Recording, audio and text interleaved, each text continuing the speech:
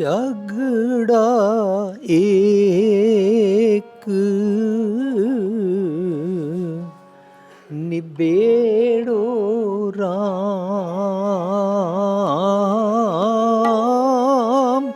झगड़ा एक निबेड़ो राम।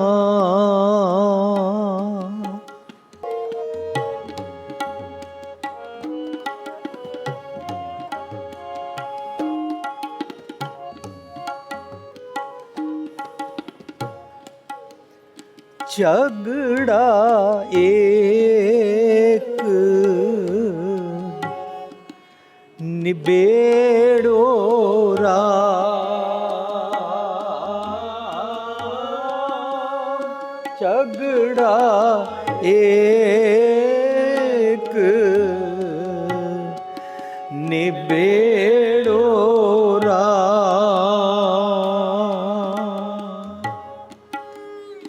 निबेड़ो राम,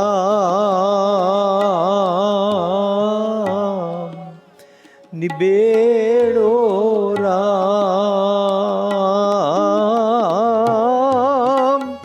झगड़ा एक निबेड़ो राम,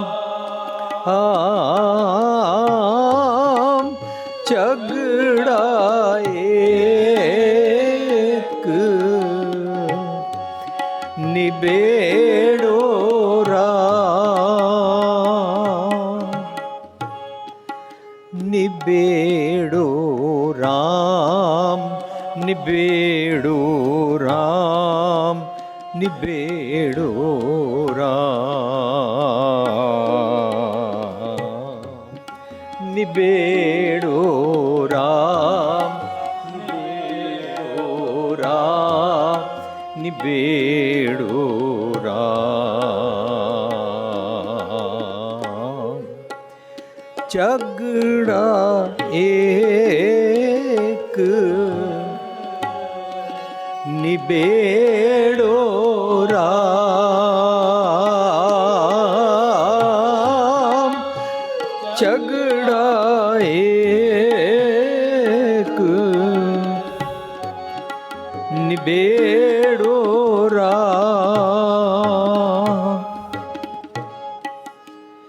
जो तुम अपने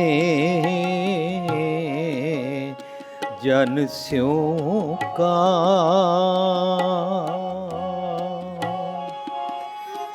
जो तुम अपने जन स्यों काम,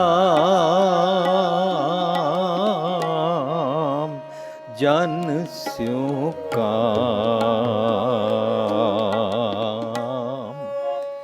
जन स्यों काम, झगड़ा एक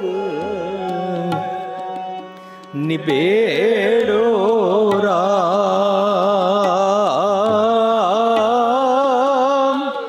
झगड़ा एक निबेड़ो राम।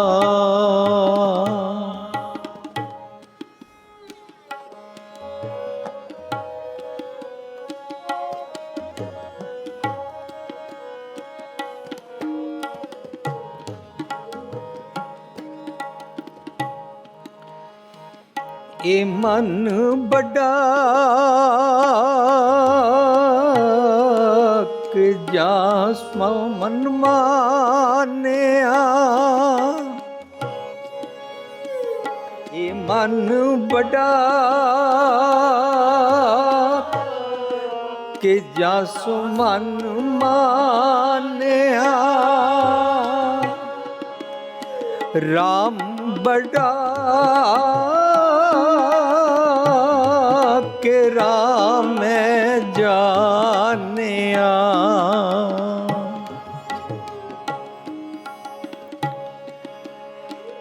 ये मन बड़ा के जासो मन मानिया राम बड़ा के राम मैं जानिया राम बड़ा कि राम मैं जानिया झगड़ा एक निबेड़ो राम झगड़ा एक निबेड़ो राम निबेड़ो राम निबेड़ो राम निबेड़ो राम झगड़ा एक निबेड़ो राम झगड़ा एक निबेड़ो राम जो तुम अपने जन स्यों का जो तुम अपने जन स्यों का झगड़ा एक निबेड़ो राम झगड़ा एक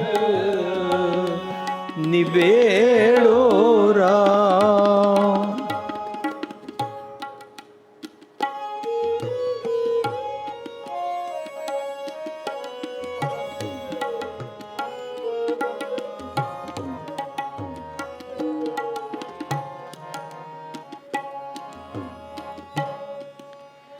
ब्रह्मा बड़ा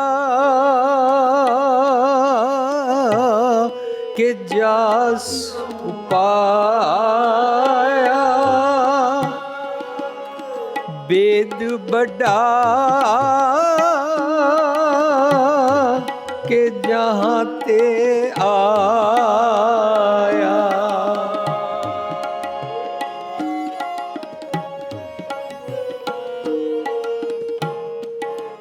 ब्रह्मा बड़ा के जास उपाया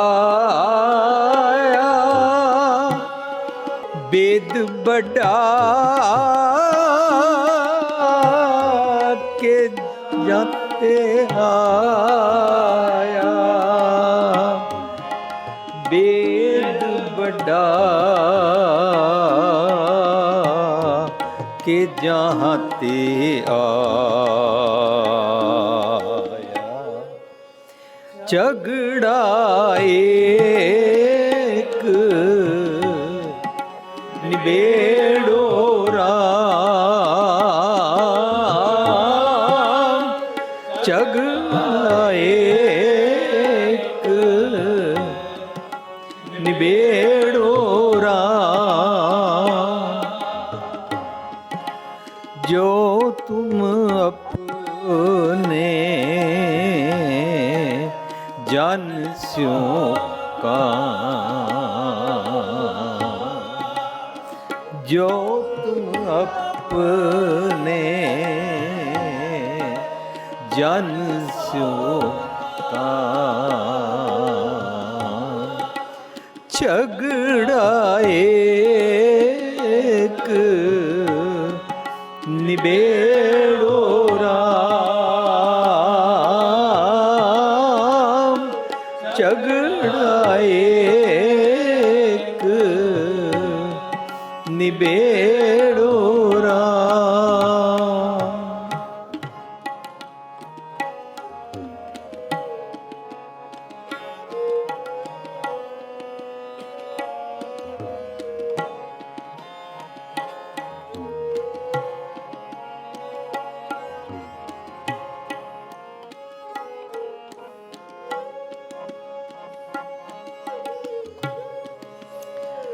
कह कबीर हो पया उदास,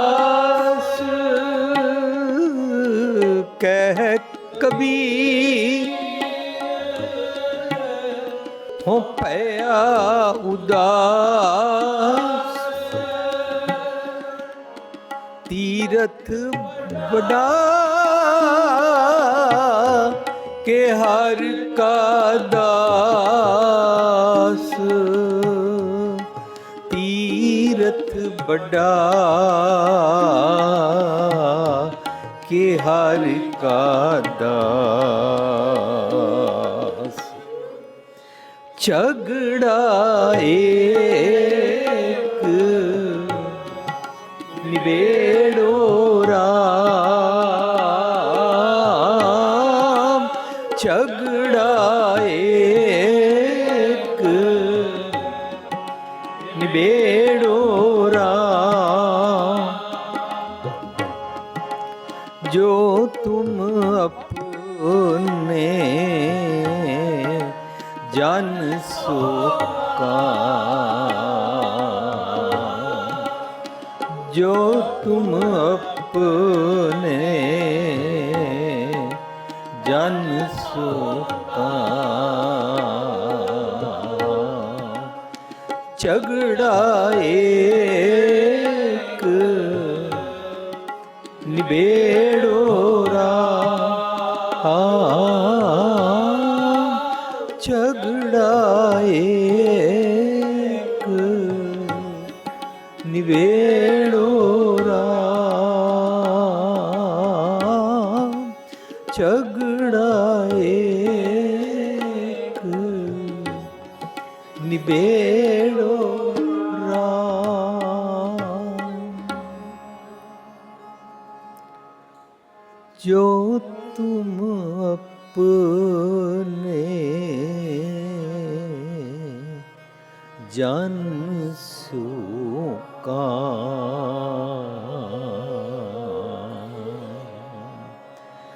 रहाओ। प्यारी साध संगत जी, ਅਸੀਂ ਜੋ ਸ਼ਬਦ ਗਾਇਨ ਕੀਤਾ ਹੈ ਇਹ ਗੁਰੂ ਗ੍ਰੰਥ ਸਾਹਿਬ ਦੇ 331 ਭਾਵ 331 ਅੰਗ 'ਤੇ ਕਬੀਰ ਸਾਹਿਬ ਦਾ ਗੌੜੀ ਰਾਗ ਵਿੱਚ ਸ਼ਬਦ ਹੈ। ਇਹ ਇਸ ਦਾ ਸਿਰਲੇਖ ਹੈ। ਸ਼ਬਦ ਦਾ ਰਾਹ ਹੈ ਝਗੜਾ ਏਕ ਨਿਬੇੜੋ ਰਾਮ। ਜੇ ਅਸੀਂ ਸਿਰਫ ਪਾਠ ਕਰਦੇ ਰਹੀਏ, ਰਟਨ ਕਰਦੇ ਰਹੀਏ ਜਾਂ ਅਖੰਡ ਪਾਠ ਕਰਦੇ ਰਹੀਏ, ਜਾਂ ਮੈਨੂੰ ਕਹਿਣਾ ਚਾਹੀਦਾ ਤਥਾ ਕਥਿਤ 100 ਕਾਰਡ ਅਖੰਡ ਪਾਠ ਕਰਦੇ ਰਹੀਏ ਅਤੇ ਸੋਚੀਏ ਕਿ ਮੇਰਾ ਧਰਮ ਕਰਮ ਪੂਰਾ ਹੋ ਗਿਆ, ਤਾਂ ਸਾਨੂੰ ਪਤਾ ਨਹੀਂ ਹੈ ਝਗੜਾ ਕੀ ਹੈ। ਕਬੀਰ ਸਾਹਿਬ ਕਿਸ ਝਗੜੇ ਦੀ ਗੱਲ ਕਰ ਰਹੇ ਨੇ? ਜਦੋਂ ਅਸੀਂ ਸ਼ਬਦ ਵਿਚਾਰਾਂਗੇ ਤਾਂ ਸਾਨੂੰ ਪਤਾ ਲੱਗੇਗਾ ਕਬੀਰ ਸਾਹਿਬ ਸਾਰੀ ਦੁਨੀਆ ਦੇ ਹਰ ਮਨੁੱਖ ਦਾ ਆਪਣਾ ਜਿਹੜਾ ਅੰਦਰ ਝਗੜਾ ਚੱਲ ਰਿਹਾ ਉਸ ਝਗੜੇ ਬਾਰੇ ਗੱਲ ਕਰਦੇ ਨੇ। ਝਗੜਾ ਸਾਡਾ ਕੀ ਚੱਲਦਾ ਹੈ? ਸਾਡਾ ਝਗੜਾ ਚੱਲਦਾ ਹੈ ਇੱਕ ਰਾਹ ਚੰਗੇ ਕੰਮਾਂ ਦਾ ਹੈ, ਦੂਜਾ ਰਾਹ ਮੰਦੇ ਕਰਮਾਂ ਦਾ ਹੈ। ਮੈਂ ਕਿਹੜਾ ਰਾਹ ਚੂਜ਼ ਕਰਾਂ? ਸਾਡੇ ਸਾਹਮਣੇ ਰੋਜ਼ ਹਜ਼ਾਰਾਂ ਵਾਰੀ ਇਹ ਸਿਚੁਏਸ਼ਨ ਆਉਂਦੀ ਹੈ ਕਿ ਅਸੀਂ ਵਾਈਸਿਸ ਦਾ ਰਸਤਾ ਪਕੜੀਏ ਜਾਂ ਵਰਚਿਊਜ਼ ਦਾ ਰਸਤਾ ਪਕੜੀਏ। ਚੰਗੇ ਖਿਆਲ means positive thinking means spirituality ਦਾ ਰਸਤਾ ਪਕੜੀਏ ਜਾਂ ਜਮਾ ਦੇ ਖਿਆਲਾਂ ਵਾਲਾ ਵਾਈਸਿਸ ਦਾ, ਮੰਦੇ ਖਿਆਲਾਂ ਦਾ, ਸ਼ੈਤਾਨੀਅਤ ਦਾ ਰਸਤਾ ਪਕੜੀਏ। ਸਾਨੂੰ ਇਹ ਫਾਈਨਲ ਕਰਕੇ ਆਪਣੇ ਆਪ ਨੂੰ ਉਸ ਮਾਰਗ 'ਤੇ ਟੋਰਨਾ ਮੁਸ਼ਕਿਲ ਹੋ ਜਾਂਦਾ ਹੈ। ਡੇਲੀ ਇਹ ਸਾਡੀ ਕਸ਼ਮਕਸ਼ ਹੁੰਦੀ ਹੈ, ਨਿੱਕੀ ਨਿੱਕੀ ਗੱਲ 'ਤੇ ਕਸ਼ਮਕਸ਼ ਹੁੰਦੀ ਹੈ। ਕਬੀਰ ਸਾਹਿਬ ਇਸ ਕਸ਼ਮਕਸ਼ ਦਾ ਨਾਂ ਰੱਖ ਰਹੇ ਨੇ ਝਗੜਾ। ਮੇਰਾ ਇਹ ਝਗੜਾ ਮੁਕਾ ਦਿਓ, ਨਿਬੇੜਾ ਕਰ ਦਿਓ। ਜੋ ਤੁਮ ਆਪਣੇ ਜਨ ਸੋ ਕਾਮ। ਸਾਧ ਸੰਗਤ ਜੀ, ਇਹ ਜਨ ਕੌਣ ਹੈ? ਜਨ ਹੈ ਮੇਰਾ ਮਨ। ਸਾਡੇ ਮਨ ਕੋਲ ਬੜੀ ਤਾਕਤ ਹੈ। ਸਾਡਾ ਮਨ ਇਸ ਸਰੀਰ ਦਾ ਰਾਜਾ ਹੈ ਔਰ ਆਪਣੇ ਇਸ ਸਰੀਰ ਦਾ ਰਾਜਾ ਬਣ ਕੇ ਸਾਡਾ ਮਨ ਸਾਡੇ ਕੋਲ ਜੋ ਚਾਹੇ ਕਰਾ ਲੈਂਦਾ ਹੈ। ਜੇ ਭੈੜੇ ਕੰਮ ਕਰਾਉਣਾ ਚਾਹੇ ਔਰ ਅਸੀਂ ਨਾ ਕਰਨਾ ਚਾਹੀਏ, ਆਪਣੇ ਮੰਦੇ ਖਿਆਲਾਂ ਦਾ ਸੁਭਾਅ, ਮੰਦੇ ਖਿਆਲ ਆਏ, ਫਿਰ ਮੰਦੇ ਖਿਆਲ ਨਾਲ ਮੰਦਾ ਸੁਭਾਅ ਅਸੀਂ ਪ੍ਰੈਕਟਿਸ ਵਿੱਚ ਲੈ ਆਂਦਾ। ਜੋ ਉਹ ਖਿਆਲ ਆਉਂਦੇ ਨੇ, ਜੇ ਅਸੀਂ ਉਹਨਾਂ ਨੂੰ ਸਪਰੈਸ ਕਰ ਦਈਏ, ਫਿਰ ਮੰਦਾ ਸੁਭਾਅ ਛੋੜ ਦਈਏ ਆਸਤਾ ਆਸਤਾ, ਇਹਨੂੰ ਕਹਿੰਦੇ ਨੇ ਮਨ ਜੀਤ ਹੈ ਜਗਜੀਤ। ਪਰ ਗੁਰਬਾਣੀ ਸਾਡੀ ਸਾਈਕੋਲੋਜੀ ਨੂੰ ਸਮਝਦੀ ਹੈ ਤਾਂ ਸਾਡੀ ਸਾਈਕੀ ਨੂੰ ਫਿਕਸਅਪ ਕਰਦੀ ਹੈ, ਸਾਡੇ ਸੋਚਣ ਦਾ ਢੰਗ ਫਿਕਸਅਪ ਕਰਦੀ ਹੈ। ਇਸ ਕਰਕੇ ਗੁਰਬਾਣੀ ਨੂੰ ਕਿਹਾ ਜਾਂਦਾ ਸਤਿਗੁਰ ਸਾਰੀ ਦੁਨੀਆ ਵਾਸਤੇ ਹੈ। ਦੁਨੀਆ ਦਾ ਕੋਈ ਵੀ ਮਨੁੱਖ ਆਪਣੇ ਮਨ ਦੀ ਦਸ਼ਾ ਨੂੰ ਫਿਕਸਅਪ ਕਰ ਸਕਦਾ ਹੈ। ਪਰ ਜੇ ਅਸੀਂ ਗੁਰਦੁਆਰੇ ਆਈਏ, ਸਾਰੇ ਕਰਮ ਕਾਂਡ ਕਰੀਏ, ਅੰਮ੍ਰਿਤ ਵੇਲੇ ਵੀ ਉੱਠੀਏ, ਪਾਠ ਵੀ ਕਰੀਏ ਔਰ ਦੁਨੀਆ ਭਰ ਦੇ ਕਰਮ ਕਾਂਡ ਨੰਗੇ ਪੈਰ ਚਲੇ ਜਾਈਏ, 40 ਦਿਨ ਚਲੇ ਜਾਈਏ, ਲਗਾਤਾਰ ਪਾਠ ਕਰ ਲਈਏ, ਸਭ ਕੁਝ ਕਰ ਲਈਏ, ਪਰ ਅੰਦਰ ਦੀ ਕਸ਼ਮਕਸ਼ ਮੁੱਕੇ ਹੀ ਨਾ, ਤਾਂ ਅਸੀਂ ਆਪਣੇ ਮਨ ਕੋਲੋਂ ਕੰਮ ਨਹੀਂ ਲਿਆ, ਅਸੀਂ ਮਨ ਨੂੰ ਮੁਥਾਜ ਬਣਾ ਦਿੱਤਾ। ਮਨ ਦੇ ਅਸੀਂ ਮੁਥਾਜ ਬਣ ਗਏ, ਮਨ ਈਵਲਸ ਦਾ ਮੁਥਾਜ ਬਣ ਗਿਆ ਔਰ ਅਸੀਂ ਮਨ ਦੇ ਮੁਥਾਜ ਬਣ ਗਏ। ਲੇਕਿਨ ਅਸੀਂ ਇੱਕ ਐਸਕੇਪਿਸਟ ਰਸਤਾ ਚੂਜ਼ ਕਰ ਲਿਆ, ਐਸਕੇਪ ਕਰਨ ਦਾ ਰਸਤਾ ਇਹ ਚੂਜ਼ ਕਰ ਲਿਆ। ਉਹ ਜੀ ਇਹ ਬਾਣੀ 'ਤੇ ਚੱਲਣ ਵਾਲੇ ਤਾਂ ਗੁਰੂ ਸਾਹਿਬ ਸੀ, ਅਸੀਂ ਨਹੀਂ ਚੱਲ ਸਕਦੇ, ਅਸੀਂ ਤਾਂ ਦੁਨਿਆਵੀ ਜੀਵ ਹਾਂ। ਛੁੱਟੀ ਲੈ ਲਈ ਔਰ ਮਨ ਨੇ ਮੰਦੇ ਪਾਸੇ ਦਾ ਰਸਤਾ ਇਖਤਿਆਰ ਕਰ ਲਿਆ। ਪਰ ਅੰਦਰੋਂ ਆਵਾਜ਼ ਆਉਂਦੀ ਹੈ, ਮੈਂ ਸਿੱਧਾ ਪਾਸਾ ਠੀਕ ਪਾਸਾ ਕਰਾਂ। ਫਰਜ਼ ਕਰੋ ਇੱਕ ਬੰਦੇ ਨਾਲ ਮੈਨੂੰ ਨਫ਼ਰਤ ਹੈ, ਮੈਂ ਨਫ਼ਰਤ ਕਰਾਂ ਜਾਂ ਨਾ ਕਰਾਂ। ਬੜੀ ਵਾਰੀ ਸੋਚਦਾ, ਫਿਰ ਉਹ ਬੰਦਾ ਮੇਰੇ ਸਾਹਮਣੇ ਆਏ ਤਾਂ ਮੈਂ ਨਫ਼ਰਤ ਕਰਨ ਲੱਗ ਪੈਂਦਾ, ਬੰਦਾ ਸਾਹਮਣੇ ਨਾ ਹੋਏ ਤਾਂ ਫਿਰ ਮੈਂ ਸੋਚਦਾ ਨਹੀਂ ਯਾਰ ਨਫ਼ਰਤ ਨਹੀਂ ਕਰਨੀ ਚਾਹੀਦੀ, ਵੈਰ ਨਹੀਂ ਰੱਖਣਾ ਚਾਹੀਦਾ, ਗੁੱਸਾ ਨਹੀਂ ਕਰਨਾ ਚਾਹੀਦਾ, ਕਿਸੇ ਦੇ ਨਾਲ ਬੇਈਮਾਨੀ ਨਹੀਂ ਕਰਨੀ ਚਾਹੀਦੀ, ਯਾਰ ਕਿਸੇ ਦੀ ਨਿੰਦਾ ਨਹੀਂ ਕਰਨੀ ਚਾਹੀਦੀ। ਪਰ ਮੌਕੇ ਸਿਰ ਅਸੀਂ ਕਰ ਲੈਂਦੇ ਹਾਂ, ਉਸ ਵੇਲੇ ਕਸ਼ਮਕਸ਼ੀ 'ਚ ਅਸੀਂ ਮੰਦਾ ਕਰਕੇ ਫੇਲ ਹੋ ਜਾਂਦੇ ਹਾਂ। ਸਾਡੇ ਸਿੱਖ ਜਗਤ ਵਿੱਚ ਇੱਕ ਬੜਾ ਭਾਰੀ ਭੁਲੇਖਾ ਚੱਲ ਰਿਹਾ, ਅਸੀਂ ਪਹਿਲਾਂ ਵੀ ਬੜੀ ਵਾਰੀ ਡਿਸਕਸ ਕਰ ਚੁੱਕੇ ਹਾਂ। ਅਸੀਂ ਇੱਕ ਸੈਂਟੈਂਸ ਬਣਾ ਲਿਆ, ਇਹ ਕਹਿਣਾ ਸ਼ੁਰੂ ਕਰ ਦਿੱਤਾ ਜੀ ਬਾਣੀ ਅਗਾਧ ਬੋਧ ਹੈ, ਇਹ ਗੁਰੂ ਸਾਹਿਬ ਨੇ ਰਚੀ ਸੀ, ਗੁਰੂ ਸਾਹਿਬ ਜਾਣਨ। ਇਸ ਕਰਕੇ ਕਈਆਂ ਨੇ ਕਹਿਣਾ ਸ਼ੁਰੂ ਕਰ ਦਿੱਤਾ ਬਸ ਬੱਤੀਆਂ ਬੰਦ ਕਰ ਲਓ, ਸਤਨਾਮ ਵਾਹਿਗੁਰੂ ਕਰ ਲਓ, ਬੱਤੀਆਂ ਬੰਦ ਕਰਕੇ ਮਾਲਾ ਫੇਰ ਕੇ ਬਸ 40 ਵਾਰੀ, 108 ਵਾਰੀ, 1,08 ਵਾਰੀ, 5 ਲੱਖ ਵਾਰੀ ਇਸ ਤਰ੍ਹਾਂ ਕਰਾ ਲਓ। ਬਾਣੀ ਦੀ ਵਿਚਾਰ ਤੇ ਹੋ ਹੀ ਨਹੀਂ ਸਕਦੀ ਕਿਉਂਕਿ ਇਹ ਬਾਣੀ ਅਗਾਧ ਬੋਧ ਹੈ। ਇਹ ਕਹਿ ਕੇ ਛੁੱਟੀ ਲੈ ਲਈ। ਆਪਣੇ ਈਵਲਸ ਦੇ ਨਾਲ ਅਸੀਂ ਮਸਤ ਰਹੇ, ਆਪਣਾ ਐਟੀਟਿਊਡ ਫਿਕਸਅਪ ਨਹੀਂ ਕੀਤਾ, ਆਪਣੇ ਅੰਦਰ ਦਾ ਝਗੜਾ ਫਿਕਸਅਪ ਕੀਤਾ ਹੀ ਨਹੀਂ ਔਰ ਆਪਣੇ ਆਪ ਨੂੰ ਧਰਮੀ ਵੀ ਸਮਝ ਲਿਆ। ਸਾਧ ਸੰਗਤ ਜੀ, ਬਾਣੀ ਸਾਡੇ ਵਾਸਤੇ ਰਚੀ ਗਈ ਹੈ, ਸਾਨੂੰ ਸਮਝਾਇਆ ਜਾ ਰਿਹਾ ਫਰੀਦਾ ਬੁਰੇ ਦਾ ਭਲਾ ਕਰ, ਗੁੱਸਾ ਮਨ ਨਾ ਅੰਡਾਏ। ਜੇ ਇਸ ਦੇ ਅਰਥ ਇਹ ਨਿਕਲਦੇ ਨੇ ਵੀ ਗੁੱਸਾ ਨਹੀਂ ਕਰਨਾ ਚਾਹੀਦਾ, ਕਿਸੇ ਦੇ ਬਾਰੇ ਮਨ ਅੰਦਰ ਵੈਰ ਰੱਖ ਕੇ ਗੁੱਸਾ ਨਹੀਂ ਪਾਲਣਾ ਚਾਹੀਦਾ, ਤੇ ਕੀ ਹੈ ਗੁਰੂ ਸਾਹਿਬ ਨੂੰ ਸਮਝਾਇਆ ਜਾ ਰਿਹਾ ਬਈ ਗੁਰੂ ਸਾਹਿਬ ਤੁਸੀਂ ਗੁੱਸਾ ਨਾ ਕਰਿਆ ਕਰੋ, ਇਹ ਤੁਸੀਂ ਬਾਣੀ ਲਿਖੀ ਹੈ, ਤੁਸੀਂ ਜਾਣੋ, ਤੁਸੀਂ ਗੁੱਸਾ ਕਰਦੇ ਹੋ, ਤੁਸੀਂ ਨਾ ਕਰਿਆ ਕਰੋ। ਐਸਾ ਤਾਂ ਨਹੀਂ ਹੈ। ਸਾਧ ਸੰਗਤ ਜੀ, ਅਸੀਂ ਬੜੀ ਹਿਪੋਕ੍ਰੇਟ ਲਾਈਫ ਜੀ ਰਹੇ ਹਾਂ ਜਦੋਂ ਅਸੀਂ ਇਹ ਗੱਲਾਂ ਸੁਣ ਕੇ, ਇਹਨਾਂ ਗੱਲਾਂ ਵਿੱਚ ਮਸਤ ਹੋ ਕੇ ਆਪ ਵੀ ਇਹੀ ਐਕਸੈਪਟ ਕਰ ਲੈਂਦੇ ਹਾਂ ਬਾਣੀ ਦੀ ਵਿਚਾਰ ਤੇ ਹੋ ਹੀ ਨਹੀਂ ਸਕਦੀ। ਹਾਂ, ਇਹ ਗੱਲ ਸਹੀ ਹੈ ਕਿ ਕੋਈ ਵੀ ਇਨਸਾਨ ਮੇਰੇ ਵਾਂਗੂ ਕਲੇਮ ਨਹੀਂ ਕਰ ਸਕਦਾ ਕਿ ਮੈਂ ਜਿਹੜੇ ਅਰਥ ਕੀਤੇ ਨੇ ਠੀਕ ਕੀਤੇ ਨੇ ਔਰ ਮੇਰੇ ਅਰਥ ਫਾਈਨਲ ਨੇ, ਬਾਕੀ ਅਰਥ ਗਲਤ ਕਰਦੇ ਨੇ। ਇਹ ਕੋਈ ਕਲੇਮ ਨਹੀਂ ਕਰ ਸਕਦਾ। ਪਰ ਆਪਣਾ ਏਮ ਤੇ ਬਣਾਈਏ, ਆਪਣਾ ਗੋਲ ਤੇ ਬਣਾਈਏ ਕਿ ਮੈਂ ਬਾਣੀ 'ਚੋਂ ਸਮਝਣਾ ਸਿੱਖਣਾ ਹੈ ਕਿ ਬਾਣੀ ਮੇਰੇ ਕਿਹੜੇ ਅਵਗੁਣ, ਮੇਰੇ ਕਿਹੜੇ ਸਿੰਪਟਮਸ ਦੱਸਦੀ ਹੈ ਕਿ ਮੈਂ ਕਿੱਥੋਂ ਗਲਤ ਹਾਂ, ਮੈਂ ਕਿਹੜੇ ਕਿਹੜੇ ਕਦਮ ਗਲਤ ਪੁੱਟਦਾ ਹਾਂ। ਉਹਨੂੰ ਕਹਿੰਦੇ ਨੇ ਮੈਂ ਭੁਲਾਵਾ ਪੱਗਦਾ, ਮੱਤ ਮੈਲੀ ਹੋਈ ਜਾਏ। ਮੈਨੂੰ ਪਤਾ ਹੀ ਨਹੀਂ, ਅਸੀਂ ਇਹ ਸ਼ਬਦ ਪੜ੍ਹਿਆ ਸੀ ਪਿੱਛੇ, ਪੁਲਾਵੜੇ ਪੁਲਾਵੜੇ ਪੁੱਲੀ ਪੁਲਾਵੜੇ ਪੁਲਾਵੜੇ ਪੁੱਲੀ ਪੁੱਲ ਪੁੱਲ ਪਛੋ ਤਾਣੀ ਪੁੱਲ ਪੁੱਲ ਪਛੋ ਤਾਣੀ। ਪੇਰ ਛੋੜ ਅੜੀ ਸੁੱਤੀ, ਪੇਰ ਛੋੜ ਅੜੀ ਸੁੱਤੀ, ਪੀਰ ਕੀ ਸਾਰ ਨ ਜਾਣੀ, ਪੀਰ ਕੀ ਸਾਰ ਨ ਜਾਣੀ, ਪੀਰ ਕੀ ਸਾਰ ਨ ਜਾਣੀ, ਪੀਰ ਛੋੜ ਅੜੀ ਸੁੱਤੀ, ਪੀਰ ਕੀ ਸਾਰ ਨ ਜਾਣੀ, ਭੁਲਾਵੜੇ ਭੁਲਾਵੜੇ ਭੁੱਲੀ, ਭੁੱਲ ਭੁੱਲ ਪਛੋਤਾਣੀ, ਭੁੱਲ ਭੁੱਲ ਪਛੋਤਾ।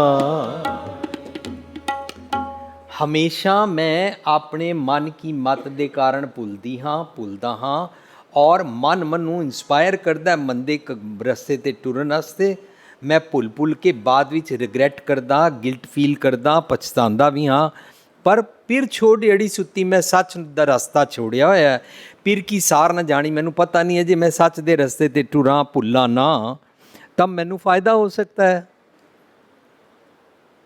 ਸਿੰਪਲ। ਲੇਕਿਨ ਅਸੀਂ ਮਨ ਕੀ ਮਤ ਦੇ ਕਾਰਨ ਆਪਣੇ ਆਪ ਨੂੰ ਗਵਾਚਿਆ ਰੱਖਦੇ ਹਾਂ। ਇਸ ਕਰਕੇ ਅਸੀਂ ਬਾਣੀ ਦੇ ਅਰਥ ਵਿਚਾਰ ਕਰਨਾ ਚਾਹੁੰਦੇ ਹੀ ਨਹੀਂ ਹਾਂ। ਇਹ ਗੱਲ ਵੱਖਰੀ ਹੈ ਕਿ ਤੁਹਾਡੇ ਗੁਰਦੁਆਰੇ ਵਾਲੇ ਪ੍ਰਬੰਧਕ ਔਰ ਸੰਗਤਾਂ ਔਰ ਇੱਥੋਂ ਦੇ ਭਾਈ ਸਾਹਿਬ ਜੀ ਸਾਰੇ ਸਾਨੂੰ ਉਤਸ਼ਾਹ ਦਿੰਦੇ ਨੇ ਕਿ ਬਾਣੀ ਦੀ ਵਿਚਾਰ ਕਰੋ। ਮੋਸਟਲੀ ਸਭ ਜਗ੍ਹਾ ਮਨਾ ਕਰ ਦਿੱਤਾ ਜਾਂਦਾ ਹੈ। ਕਈ ਜਗ੍ਹਾ ਤਾਂ ਇਸ ਕਰਕੇ ਮਨਾ ਕਰ ਦਿੱਤਾ ਜਾਂਦਾ, ਤੁਹਾਨੂੰ ਵਿਚਾਰ ਨਹੀਂ ਕਰਨ ਦਿਆਂਗੇ, ਦਾੜੀ ਬੰਨੀ ਹੋਈ ਹੈ, ਤੁਹਾਨੂੰ ਵਿਚਾਰ ਨਹੀਂ ਕਰਨ ਦਿਆਂਗੇ, ਪੈਂਟ ਕਮੀਜ਼ ਪਾਈ ਹੋਈ ਹੈ, ਭਾਵੇਂ ਦਾੜੀ ਖੋਲ੍ਹ ਕੇ ਝੂਠ ਬੋਲ ਜਾਓ ਚੱਲੇਗਾ, ਕੁੜਤਾ ਪਜਾਮਾ ਪਾ ਕੇ ਗਲੇ 'ਚ ਜੂਰੀਆ ਪਾ ਕੇ ਝੂਠ ਬੋਲ ਜਾਓ, ਮਨ ਮਤ ਬੋਲ ਜਾਓ ਚੱਲੇਗਾ, ਪਰ ਦਾੜੀ ਬੰਨ੍ਹ ਕੇ ਸੱਚ ਤੁਸੀਂ ਬੋਲਣਾ ਨਹੀਂ ਚੱਲੇਗਾ। ਦਾੜੀ ਬੰਨ੍ਹ ਕੇ ਪ੍ਰਬੰਧਕੀ ਕਰ ਸਕਦੇ ਹਾਂ, ਸ਼ਬਦ ਦੀ ਵਿਚਾਰ ਨਹੀਂ ਹੋ ਸਕਦੀ। ਇਹ ਸਭ ਜਗ੍ਹਾ ਚੱਲ ਰਿਹਾ। ਅਸੀਂ ਇਸ ਪਾਖੰਡ ਦੇ ਵਿਕਟਿਮ ਹਾਂ। ਸਾਧ ਸੰਗਤ ਜੀ, ਅੱਜ ਦੇ ਸ਼ਬਦ ਦਾ ਰਹਾਉ ਹੈ, ਜੇ ਆਪਣੇ ਮਨ ਕੋਲੋਂ ਚੰਗੇ ਵਾਲਾ ਕੰਮ ਲੈਣਾ ਹੈ। ਸਾਧ ਸੰਗਤ ਜੀ, ਚੰਗੇ ਕੰਮ ਇੱਕ ਜਾਂ ਦੋ ਜਾਂ ਤਿੰਨ ਨਹੀਂ ਹੁੰਦੇ। ਥਾਲ ਵਿੱਚ ਤਿੰਨ ਵਸਤੂ ਪਈ ਹੋ, ਤਿੰਨ ਨਹੀਂ ਹੁੰਦੀਆਂ। ਤਿੰਨ ਦਾ ਮਤਲਬ ਹੁੰਦਾ ਰੱਬ ਨੇ ਥਾਲ ਵਿੱਚ ਵਸਤੂਆਂ ਪਾਈਆਂ ਨੇ। ਸਤ ਸੰਤੋਖ ਵਿਚਾਰੋ, ਅੰਮ੍ਰਿਤ ਨਾਮ ਠਾਕੁਰ ਕਾ ਪਿਓ, ਜਿਸ ਕਾ ਸਭ ਸੁਧਾਰੋ, ਜੇ ਕੋ ਖਾਵੈ ਜੇ ਕੋ ਪੁੰਚੈ, ਤਿਸ ਕਾ ਹੋਇ ਉਧਾਰੋ। ਅਸੀਂ ਜਿੰਨੇ ਜ਼ਿਆਦਾ ਚੰਗੇ ਕੰਮਾਂ ਦੀ ਪ੍ਰੈਕਟਿਸ ਕਰਦੇ ਜਾਂਦੇ ਹਾਂ, ਉਹਨਾਂ ਡੇ ਬਾਈ ਡੇ ਅਸੀਂ ਪਰਫੈਕਸ਼ਨ ਵੱਲ ਵੱਧਦੇ ਜਾਂਦੇ ਹਾਂ। ਅਵਗੁਣ ਛੁੱਟਦੇ ਜਾਂਦੇ ਨੇ ਔਰ ਸਾਡਾ ਸੁਭਾਅ ਠੀਕ ਹੁੰਦਾ ਜਾਂਦਾ ਹੈ। ਅਸੀਂ ਦਿਨੋਂ ਦਿਨ ਸੁਖੀ ਹੁੰਦੇ ਜਾਂਦੇ ਹਾਂ। ਸੋ ਅੱਜ ਦੇ ਸ਼ਬਦ ਦਾ ਜਿਹੜਾ ਰਹਾਉ ਹੈ, ਇਹ ਸ਼ਬਦ ਦੇ ਰਹਾਉ ਨੂੰ ਅਸੀਂ ਠੀਕ ਤਰੀਕੇ ਨਾਲ ਸਮਝ ਲਈਏ ਕਿ ਝਗੜਾ ਕੀ ਹੈ। ਸੋ ਸਾਧ ਸੰਗਤ ਜੀ, ਜਦੋਂ ਅਸੀਂ ਮੰਦੇ ਕੰਮ ਦਾ ਖਿਆਲ ਸਾਨੂੰ ਆਉਂਦਾ ਹੈ, ਅਸੀਂ ਉਸੇ ਵੇਲੇ ਆਤਮਿਕ ਤੌਰ 'ਤੇ ਮਰ ਜਾਂਦੇ ਹਾਂ।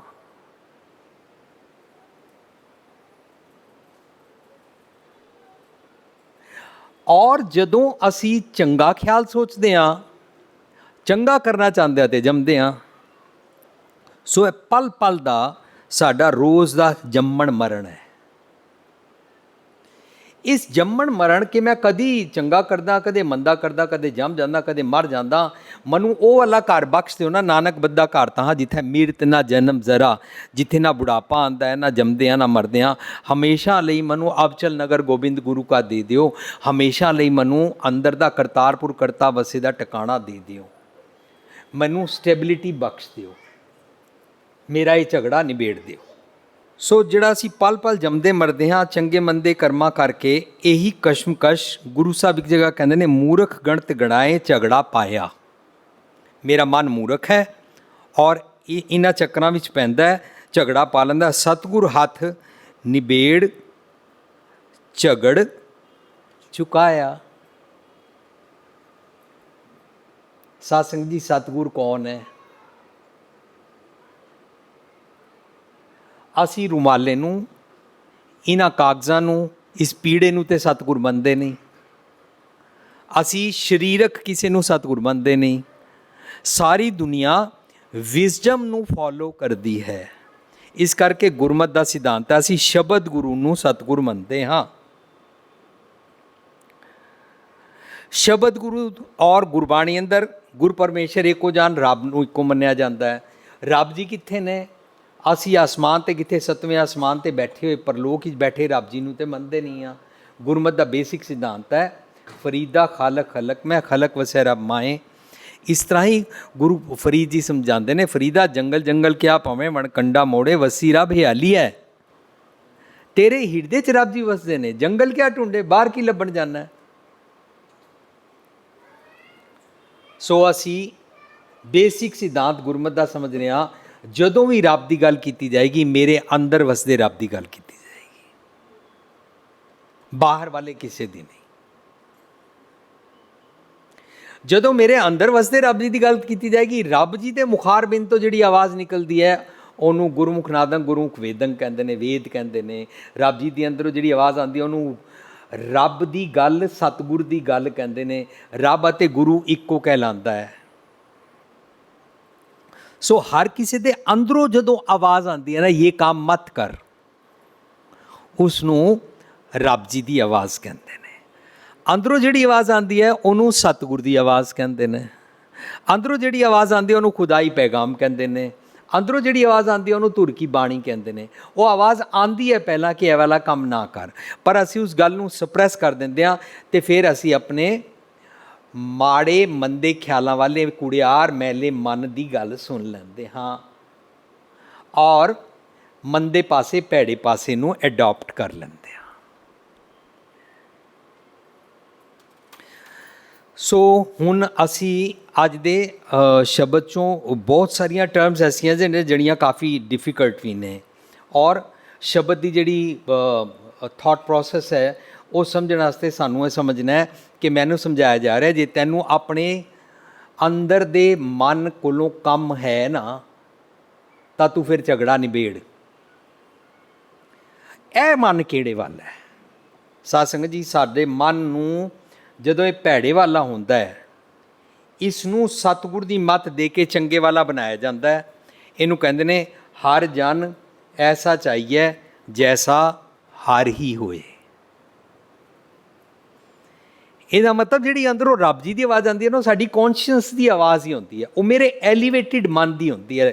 ਲਫ਼ਜ਼ ਕਹਿਣ ਜੋਗੇ ਮੇਰੇ ਕੋਲ ਬੜੇ ਲਿਮਿਟਿਡ ਨੇ, ਇਸ ਕਰਕੇ ਮੈਂ ਇਸ ਤਰੀਕੇ ਨਾਲ ਬੋਲ ਰਿਹਾ।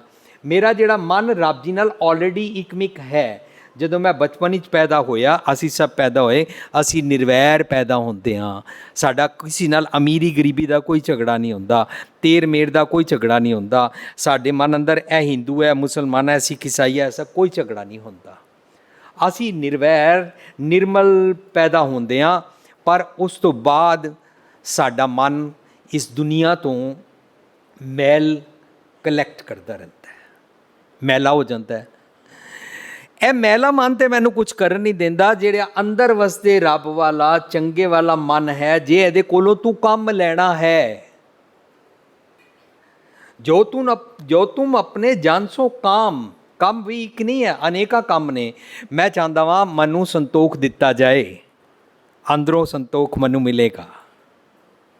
ਇਹ ਵਾਲਾ ਮਨ ਕਹੇਗਾ ਨਹੀਂ संतोख नहीं होना चाहिए, गुजारा भी तो करना है, तो थोड़ा बहुत तो झूठ चलता ही है ना, हेरा फेरी करनी पड़ती है। अंदरों मैं चाहता वां कि मैनू निम्रता मिले, शराफत मिले, प्यार मिले, मिठास मिले, सारे वाले गुण मैनू मिलन। जो तुम अपने जान सो काम, ये शब्द का रहा हुआ है। सो काज की है मन मेरा, मैं बार बार लैफ्ट साइड लगा रहा, ये भी कहने का ढंग ही है। मन साडा थॉट प्रोसैस, साडा फुरनिया का घर। जे मन हर जन बन जाता है, रब जी नाल इकमिक हो जाता है, तो गुण कह गुणी समावणिया हो जाता है। सतगुर की जिसनों मत आवे सो सतगुर माए समाना, रब जी नाल इकमिक हो जाता है। जदों इकमिक हो गया, इस कोलों अनेका काम कराए जा सकते हैं। असी किसी करामात की गल नहीं कर रहे।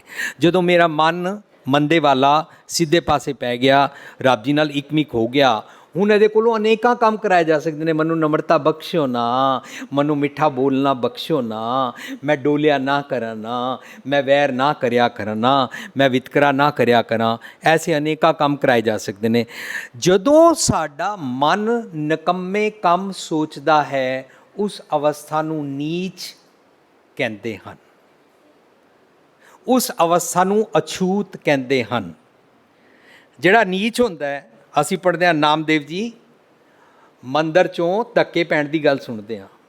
ਮੇਰਾ ਨੀਚ ਘਰ ਦਾ ਮੰਦਰ ਹੈ, ਮੇਰਾ ਮਨ ਨੀਚ ਹੈ, ਇਹ ਅੰਦਰ ਜਾ ਨਹੀਂ ਪਾ ਰਿਹਾ, ਇਹਨੂੰ ਧੱਕੇ ਪੈ ਰਹੇ ਨੇ। ਕਿਉਂ? ਕਿਉਂਕਿ ਇਹ ਨੀਚ ਕਰਮ ਸੋਚਦਾ ਹੈ। ਉੱਤਮ ਸੇਧਰ ਉੱਤਮ ਕਹੀਏ, ਨੀਚ ਕਰਮ ਬੈ ਰੋਏ। ਮੇਰਾ ਮਨ ਅੰਦਰ ਵੜ ਨਹੀਂ ਸਕਦਾ ਪਿਆ, ਨੀਚ ਹੈ।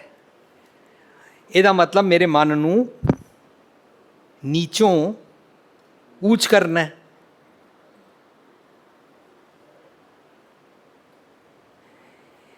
ਇਹ ਵੱਡ ਉੱਚਾ ਹੋਵੇ ਕੋਈ ਤਿਸ ਉੱਚੇ ਕੋ ਜਾਣੇ ਸੋਏ। ਇਹਦਾ ਮਤਲਬ ਮੇਰਾ ਇੱਕ ਇਹ ਵੀ ਕੰਮ ਹੋ ਗਿਆ, ਉੱਚਾ ਕੌਣ ਹੈ, ਉੱਚਾ ਮੈਂ ਕਿਉਂ ਬਣਨਾ ਹੈ। ਜਦੋਂ ਕਦੇ ਅਸੀਂ ਸੜਕ 'ਤੇ ਰਸਤਾ ਭੁੱਲ ਜਾਂਦੇ ਹਾਂ ਤਾਂ ਸਾਹਮਣੇ ਇੱਕ ਨਿੱਕਾ ਬੱਚਾ ਹੁੰਦਾ ਹੈ, ਤਾਂ ਅਸੀਂ ਆਪਸ ਵਿੱਚ ਗੱਲ ਕਰਦੇ ਹਾਂ, ਇਹ ਛੋਟਾ ਬੱਚਾ ਹੈ, ਇਸਕੋ ਕਿਆ ਮਾਲੂਮ, ਇਸਕੋ ਕਿਆ ਰਸਤਾ ਮਾਲੂਮ ਹੈ, ਕਿਸੇ ਸਿਆਣੇ ਕੋਲ ਪੁੱਛੋ। ਜਿਸ ਨੂੰ ਸਿਆਣਾ ਅਸੀਂ ਸਮਝ ਰਹੇ ਹੁੰਦਾ ਕਿ ਇਹ ਰਸਤਾ ਬਤਾਏਗਾ, ਉਹਨੂੰ ਅਸੀਂ ਵੱਡਾ ਮੰਨ ਲੈਂਦੇ ਹਾਂ ਨਾ। ਇੰਜ ਰੱਬ ਜੀ ਵੱਡੇ ਨੇ, ਸਤਿਗੁਰ ਵੱਡਾ ਹੈ। ਉਹਨੂੰ ਕਹਿੰਦੇ ਨੇ ਮੈਂ ਪੇਖਿਓਰੀ ਉੱਚਾ ਮੋਹਨ ਸਭ ਤੇ ਉੱਚਾ। ਸਤਿਗੁਰ ਮੇਰਾ ਸਭ ਤੇ ਉੱਚਾ। ਉੱਚਾ ਵੱਡਾ ਕਹਿਣ ਨਾਲ ਵੱਡਾ ਨਹੀਂ। ਅਸੀਂ ਤੇ ਸਾਰੇ ਕਹੀ ਜਾ ਰਹੇ ਹਾਂ ਰੱਬ ਉੱਚਾ ਹੈ, ਵੱਡਾ ਹੈ, ਸਾਡਾ ਸਤਿਗੁਰ ਉੱਚਾ ਹੈ, ਵੱਡਾ ਹੈ, ਪਰ ਆਪ ਅਸੀਂ ਨੀਚ ਕਰਮ ਕਰਦੇ ਹਾਂ। ਉਹ ਕਹਿਣ ਨਾਲ ਕੁਛ ਨਹੀਂ ਹੁੰਦਾ। ਸੁਣ ਵੱਡਾ आखे सबको, एक ਵੱਡਾ ਡੀਠਾ है। सुन के ਵੱਡਾ ਵੱਡਾ कहने से, समुंदर के पास बैठ के समुंदर में हीरे जवाहरात बड़े हैं कहने से कुछ नहीं होता। अंदर जाके ਕਿਹੜੇ ਗੁਣਾ ਕਰਕੇ ਵੱਡਾ ਹੈ, ਕਿਹੜੇ ਗੁਣਾ ਕਰਕੇ ਉਹਦੇ ਰਤਨ ਜਵਾਹਰ ਮਾਣਿਕ ਨੇ ਉਹ ਕੱਢ ਕੇ ਲਿਆਣੇ ਪੈਣਗੇ ਨਾ। ਇਹਦਾ ਮਤਲਬ ਇਹ ਵੀ ਕਾਜ ਹੈ ਕਿ ਮੈਂ ਵੱਡਾ ਹੋਣਾ ਚਾਹੁੰਦਾ। ਇਹ ਵੀ ਕਾਜ ਹੈ ਕਿ ਮੈਂ ਰਿਅਲਾਈਜ਼ ਕਰ ਰਿਹਾ ਕਿ ਮੈਂ ਨੀਚ ਹਾਂ, ਮੈਂ ਨਿੱਕਾ ਹਾਂ। ਸੋ ਕਾਜ ਹੈ ਛੋਟੇ ਤੋਂ ਵੱਡਾ ਹੋਣਾ। ਮਨ ਦੀ ਇਹ ਕਸ਼ਮਕਸ਼ ਹੈ। ਜਿਸ ਕਿਸੇ ਨੂੰ ਵਾਈਸਿਸ ਔਰ ਵਰਚੂਸ ਦੀ ਕਸ਼ਮਕਸ਼ ਹੈ, ਉਸ ਨੂੰ ਝਗੜਾ ਹੈ, ਅਤੇ ਝਗੜਾ ਨਿਬੇੜਨ ਦਾ ਕਾਜ ਪੂਰਾ ਕਰਵਾਉਣਾ ਹੈ। ਸਾਧ ਸੰਗਤ ਜੀ, ਇੱਕ ਸ਼ਬਦ ਅਸੀਂ ਪੜ੍ਹਦੇ ਹੁੰਦੇ ਹਾਂ, ਮਨ ਮੇਰੇ ਭੂਲੇ ਕਪਟ ਨਾ ਕੀਜੈ। ਅੱਗੇ ਇਸ ਦੀ ਪੰਕਤੀ ਆਉਂਦੀ ਹੈ, ਅੰਤ ਨਿਬੇੜਾ ਤੇਰੇ ਜੀ ਪੈ ਲੀਜੇ। ਇਹਦੇ ਆਮ ਤੌਰ 'ਤੇ ਅਰਥ ਕੀ ਕੀਤੇ ਜਾਂਦੇ ਨੇ? ਇਹਦੇ ਆਮ ਤੌਰ 'ਤੇ ਅਰਥ ਕੀਤੇ ਜਾਂਦੇ ਨੇ, ਐ ਮੇਰੇ ਮਨ ਤੂੰ ਕਪਟ ਨਾ ਕਰਿਆ ਕਰ। ਹੁਣ ਦੋ ਐਂਟੀਟੀ ਬਣ ਗਈਆਂ। ਮਨ ਤੂੰ ਕਪਟ ਨਾ ਕਰਿਆ ਕਰ, ਕਪਟ ਤੂੰ ਕਰਦਾ, ਆਖਿਰਕਾਰ ਤੇਰੇ ਜੀ ਕੋਲੋਂ ਲੇਖਾ ਲਿਆ ਜਾਵੇਗਾ। ਕਰੇ ਕੋਈ ਔਰ ਭਰੇ ਕੋਈ। ਸ਼ਬਦ ਦੀ ਗਹਿਰਾਈ 'ਚ ਉਤਰਦੇ ਹਾਂ, ਸ਼ਬਦ ਨੂੰ ਸਮਝਦੇ ਹਾਂ, ਤੇ ਕਹਿ ਰਹੇ ਨੇ ਮਨ ਮੇਰੇ ਭੂਲੇ ਕਪਟ ਨਾ ਕੀਜੈ ਅੰਤ ਨਿਬੇੜਾ। ਤੂੰ ਜਿਹੜਾ ਕਪਟ ਕਰਨ ਵਾਸਤੇ ਕਨਵਿੰਸ ਹੋ ਜਾਂਦਾ ਹੈ, ਔਰ ਤੈਨੂੰ ਪਤਾ ਵੀ ਹੈ ਕਿ ਮੰਦਾ ਨਹੀਂ ਕਰਨਾ ਚਾਹੀਦਾ, ਚੰਗਾ ਕਰਨਾ ਚਾਹੀਦਾ, ਇਹਨਾਂ ਗੱਲਾਂ ਦੋਵਾਂ ਦਾ ਨਿਬੇੜਾ, ਅੰਤ ਨਿਬੇੜਾ ਤੇਰੇ ਜੀ ਪੈ। ਜੀ ਹੁੰਦਾ ਅੰਦਰ ਵਸਦੇ ਰੱਬ, ਅੰਦਰ ਵਸਦਾ ਸਤਿਗੁਰ, ਅੰਦਰ ਵਸਦੇ ਰੱਬ ਦੇ ਨਾਲ ਇਕਮਿਕ ਕੌਨਸ਼ੀਅੰਸ ਵਾਲਾ ਤੇਰਾ ਮਨ। ਇਹਦੇ ਕੋਲੋਂ ਨਿਬੇੜਾ ਕਰਾ ਲੈ ਨਾ, ਉਹਦੇ ਕੋਲੋਂ ਪੁੱਛ ਲੈ ਮੈਨੂੰ ਕੀ ਕਰਨਾ ਚਾਹੀਦਾ ਹੈ। ਫਿਰ ਇੱਕ ਗੱਲ ਬਾਰ-ਬਾਰ ਰਿਪੀਟ ਕਰਨੀ ਪੈਂਦੀ ਹੈ। ਇਹ ਸਾਰੇ ਪੁੱਛਦੇ ਨੇ ਵੀਰ ਜੀ ਕਿਸ ਤਰ੍ਹਾਂ ਪਤਾ ਲੱਗੇ ਕਿ ਮਨ ਦੀ ਗੱਲ ਹੈ ਜਾਂ ਮਨ ਕੀ ਮੱਤ ਦੀ ਭੈੜੀ ਗੱਲ ਹੈ। ਅੰਦਰ ਦੀ ਆਵਾਜ਼ ਰੱਬ ਜੀ ਦੀ ਹੈ ਕਿ ਕਿਹਦੀ ਹੈ, ਕਿਹਦੀ ਮੰਨੀਏ। ਇੱਕ ਬੰਦਾ ਕਹਿੰਦਾ ਮੈਨੂੰ ਅੰਦਰੋਂ ਆਵਾਜ਼ ਆਉਂਦੀ ਹੈ ਸ਼ਰਾਬ ਪੀ ਲੈਣੀ ਚਾਹੀਦੀ ਹੈ। ਇੱਕ ਬੰਦਾ ਕਹਿੰਦਾ ਅੰਦਰੋਂ ਆਵਾਜ਼ ਆਉਂਦੀ ਹੈ ਤਾਸ਼ ਖੇਡ ਲਓ, ਜੂਆ ਖੇਡ ਲਓ, ਜੇਬ ਕੱਟ ਲਓ, ਰਿਸ਼ਵਤ ਲੈ ਲਓ। ਕਿਸ ਤਰ੍ਹਾਂ ਨਹੀਂ ਖੇੜਾ ਕਰੀਏ। ਤੇ ਮੈਂ ਇਹਨਾਂ ਨੂੰ ਹਮੇਸ਼ਾ ਇੱਕੋ ਹੀ ਐਗਜ਼ਾਮਪਲ ਦਿੰਦਾ।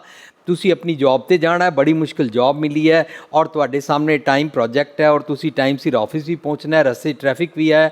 ਤੁਸੀਂ ਵਕਤ ਸਿਰ ਆਪਣੇ ਘਰੋਂ 8 ਵਜੇ ਨਿਕਲੇ ਕਿ ਮੇਰੇ को 10 ਵਜੇ ਆਫਿਸ ਪਹੁੰਚਣਾ, ਰਾਸਤੇ में ट्रैफिक भी होगा। ਪਰ ਤੁਹਾਡੀ ਗਲੀ ਦੇ ਕਾਰਨਰ 'ਤੇ ਇੱਕ ਮਾਤਾ ਜੀ ਖੜੇ ਨੇ। ਮਾਤਾ ਜੀ ਸੜਕ ਪਾਰ ਕਰਨਾ ਚਾਹੁੰਦੇ ਨੇ, ਜਾਂ ਮਾਤਾ ਜੀ ਪਾਣੀ ਮੰਗ ਰਹੇ ਨੇ, ਮਾਤਾ ਜੀ ਨੂੰ ਤਕਲੀਫ ਹੈ। ਤੁਹਾਡੀ ਨੂੰ ਅੰਦਰੋਂ ਆਵਾਜ਼ ਆਉਂਦੀ ਹੈ उतर के माता जी को सड़क पार करा दे, उतर के माता जी को पानी दे दे, उतर के माता जी को दवाई ले आ, चाहे ये तेरी माँ नहीं है किसी की माँ तो है। ਇਹ ਅੰਦਰ ਆਵਾਜ਼ ਆਉਂਦੀ ਹੈ ਨਾ, ਇਹ ਰੱਬ ਜੀ ਦੀ ਆਵਾਜ਼ ਹੈ, ਇਹ ਸਤਿਗੁਰ ਦੀ ਆਵਾਜ਼ ਹੈ, ਇਹ ਅੰਦਰ ਵਸਦੇ ਸਤਿਗੁਰ ਖੁਦਾ ਵਾਹਿਗੁਰੂ ਦੀ ਖੁਦਾਈ ਪੈਗਾਮ ਹੈ। ਪਰ ਸਾਨੂੰ ਨਾਲ ਦੇ ਨਾਲ ਇੱਕ ਦੂਜਾ ਮਨ ਕਹਿੰਦਾ ਔਰ ਇਹ ਐਸੇ तो रोज़ कोई ना कोई माता खड़ी होगी, रोज़ रोज़ ही तू ऐसे करता रहेगा, ऑफिस लेट हो जाएगा, बॉस गुस्सा करेगा, टाइम प्रोजेक्ट है, ट्रैफिक है, रोज़ रोज़ थोड़ा ना ऐसे रुक जाते हैं। और तुम उस माता को उत्थे ही छोड़ के अपने ऑफिस टुर पवोगे। की ख्याल आया? ਮੰਦਾ ਖਿਆਲ ਨੇ ਇੱਕਦਮ ਸਪਰੈਸ ਕਰ ਲਿਆ। ਉਸ ਵੇਲੇ ਅਸੀਂ ਡਿਸੀਜਨ ਲੈ ਹੀ ਨਹੀਂ ਪਾਉਂਦੇ ਹਾਂ ਕਿ ਮੈਂ ਕੀ ਕਰਾਂ। ਇਹ ਕਸ਼ਮਕਸ਼। ਜੇ ਮੈਂ ਹਰ ਵਾਰੀ ਡਿਸੀਜਨ ਇਹ ਲੈ ਲੈਂਦਾ, ਮੈਂ ਕਨਵਿੰਸ ਹੋ ਜਾਂਦਾ ਕਿ ਭੈੜ ਕਰ ਲੈ, ਨੈਗੇਟਿਵਸ ਕਰ ਲੈ, ਤਾਂ ਉਸ ਵੇਲੇ ਮੈਂ ਹਾਰ ਜਾਂਦਾ ਹਾਂ। ਉਸ ਵੇਲੇ ਮੇਰੀ ਅਵਸਥਾ ਨੀਚ ਵਾਲੀ ਬਣ ਜਾਂਦੀ ਹੈ। ਨੀਚ ਮਤਲਬ ਅਛੂਤ ਵਾਲੀ ਬਣਦੀ ਹੈ। ਦੁਨੀਆ 'ਚ ਕੋਈ ਮਨੁੱਖ ਅਛੂਤ ਨਹੀਂ ਹੁੰਦਾ। ਅਸੀਂ ਸਾਰੇ ਮਨੁੱਖ ਉੱਚੀ ਜ਼ਾਤ ਵਾਲੇ ਕੋਈ ਵੀ ਨਹੀਂ ਹਾਂ। ਅਸੀਂ ਮੰਦੇ ਕਰਮਾਂ ਕਰਕੇ ਨੀਚ ਹੁੰਦੇ ਹਾਂ, ਔਰ ਮੈਂ ਨੀਚੋਂ ਊਂਚ ਹੋਣਾ ਚਾਹੁੰਦਾ, ਇਸ ਕਾਜ ਵਾਸਤੇ ਆਇਆ। मेरा ये झगड़ा निबेड़ दियो।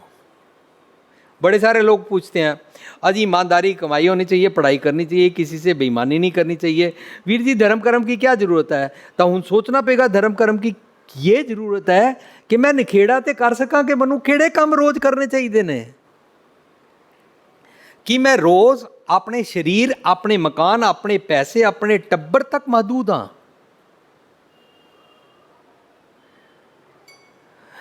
ਮੈਨੂੰ ਕਦੇ ਵੀ ਕਿਸੇ ਦੀ ਮਾਂ 'ਚੋਂ ਆਪਣੀ ਮਾਂ ਨਜ਼ਰ ਨਹੀਂ ਆਉਂਦੀ। ਮੈਂ ਸਿਰਫ ਕੰਸਰਨਡ ਆਪਣੀ ਮਾਂ ਵਾਸਤੇ ਹਾਂ। ਤਾਂ ਜੇ ਮੈਂ ਕਿਸੇ ਦੀ ਨੂੰਹ ਹਾਂ ਤਾਂ ਮੈਂ ਪੇਕੇ ਆਪਣੀ ਮਾਂ ਦਾ ਤਾਂ ਧਿਆਨ ਰੱਖਦੀ ਹਾਂ, ਪਰ ਘਰ ਬੈਠੀ ਆਪਣੀ ਸੱਸ ਦਾ ਧਿਆਨ ਰੱਖਣ ਨੂੰ ਮੇਰਾ ਦਿਮਾਗ ਨਹੀਂ ਚੱਲਦਾ। ਇਹ ਕੀ ਹੈ? नीच कर्म। पर कोई पति कहे तेरे को मेरी मम्मी का ध्यान रखना चाहिए, अपनी माँ के बराबर समझा कर मेरी माँ को, पर तेरी माँ के घर तेरे को जाने नहीं दूंगा, तू मम्मी को फ़ोन मत किया कर। क्यों? ओदी माँ माँ नहीं है। बस इस तरीके दे नाल अंदर दी कशमकश विच असीं नैगेटिव्स दे नाल टुर जदों पैंदे हां तां असीं उस वेले नीच हो जाते हैं, और उस वेले असी वाइसिस वर्च्यूज़ की कशमकश पै जाते हैं। उसी झगड़े नूं निबेड़न दा काज है। वर्च्यूज़ तो वाइसिस तो छुटना अते वर्च्यूज़ लई बेनती है। झगड़ा एक निबेड़ो राम नम्रता है, शब्द दा राहो चल रहा। सो ये वाला साडा काज है।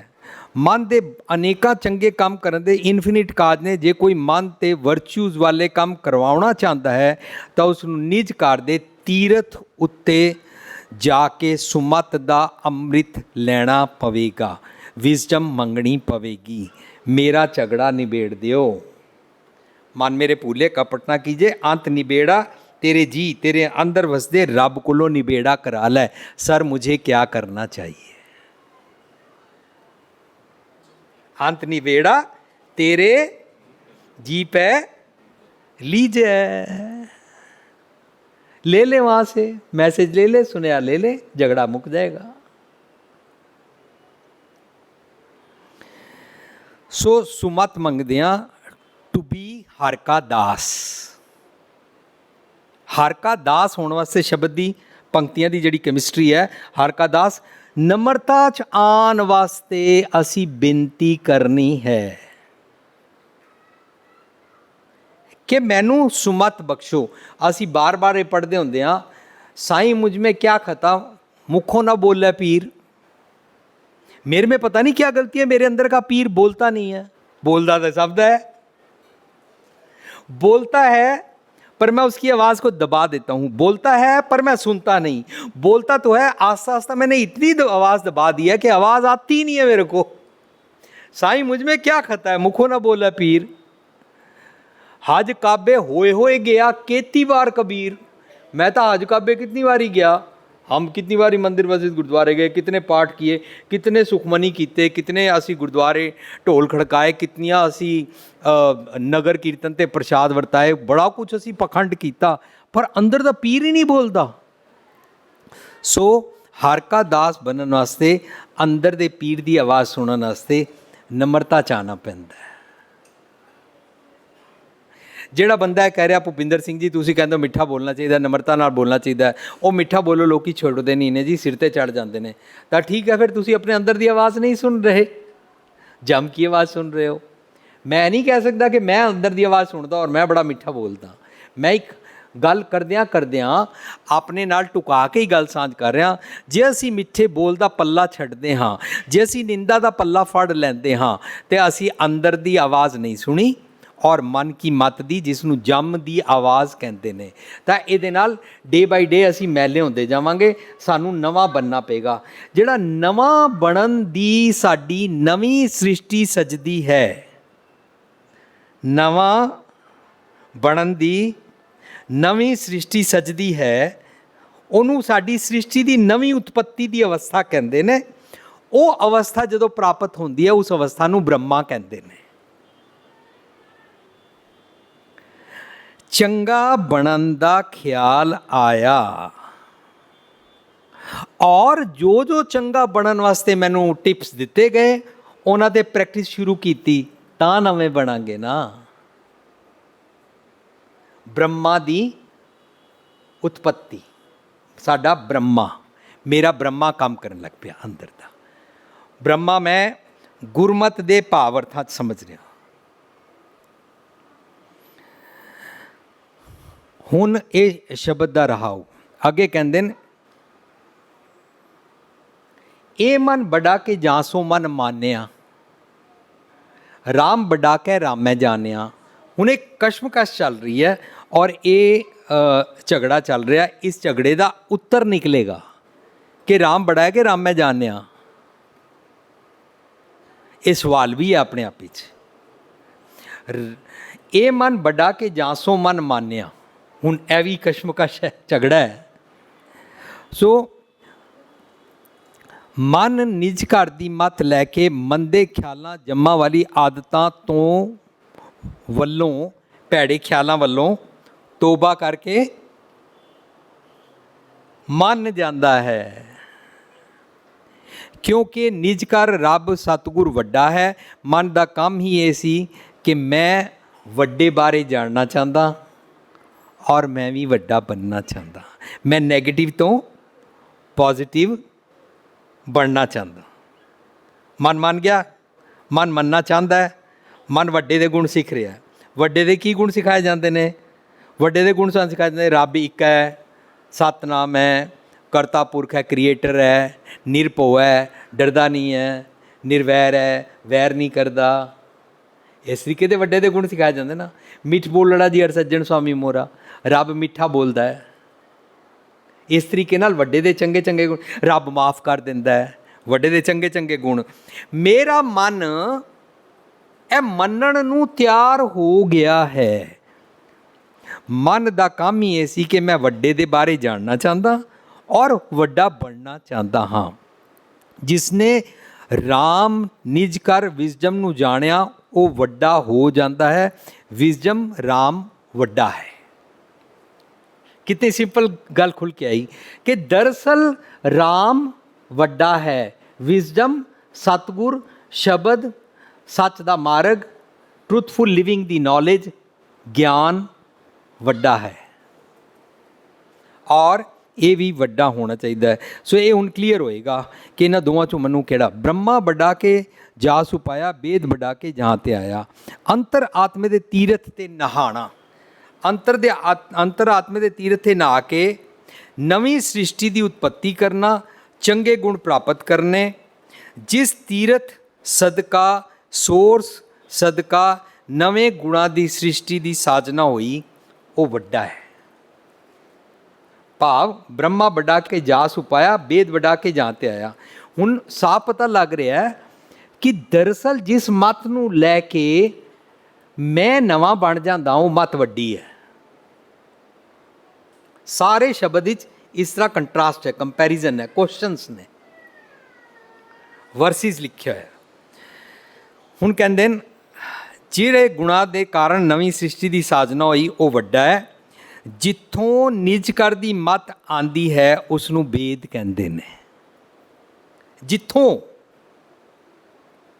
ਕਿੱਥੋਂ ਆਉਂਦੀ ਹੈ? ਅਸੀਂ ਪਹਿਲਾਂ ਇਹ ਗੱਲ ਸਮਝ ਚੁੱਕੇ ਹਾਂ। ਮੇਰੇ ਅੰਦਰ ਰੱਬ ਜੀ ਵਸਦੇ ਨੇ। ਰੱਬ ਜੀ ਦੀ ਆਵਾਜ਼ ਨੂੰ ਸਤਿਗੁਰ ਕੀ ਆਵਾਜ਼ ਕਹਿੰਦੇ ਨੇ।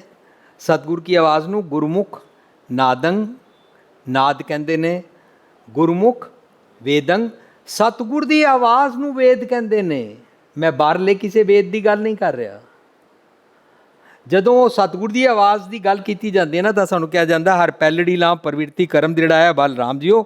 ਬਾਣੀ ਬ੍ਰਹਮਾ, ਵੇਦ ਧਰਮ ਦ੍ਰਿੜੋ। ਕੀ ਅੱਗੇ ਕਹਿੰਦੇ ਨੇ? ਪਾਪ ਤਜਾਇਆ ਬਲਰਾਮ ਜੀਓ।